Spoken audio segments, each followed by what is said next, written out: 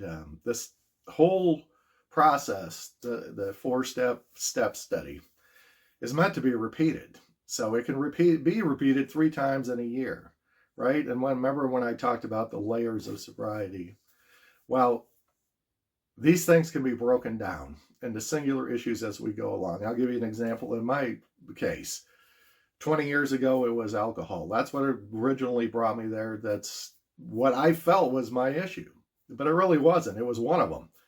So once we got through that, then we had to address the anger that underlied all this.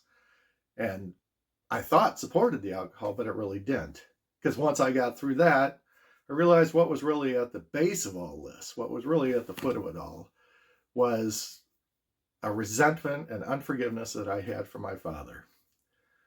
And once that was healed, now this was a longer process, obviously, right? But it was piece by piece. This is the way that God brought this to me to work on.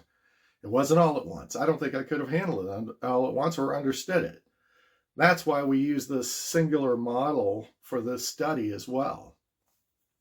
So once I got through that and once I dealt with that, I started seeing things completely different.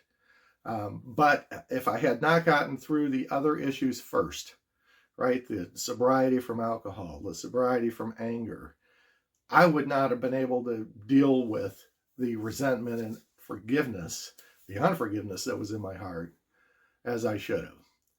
So that's kind of a brief overview of the books. Now I will show you the books themselves and kind of go through how they work together, because these two are completely integrated. There's one's the lesson guide, and the other one has the questions, and it has supplemental docs that are basically topics that we felt needed to be gone through more in depth.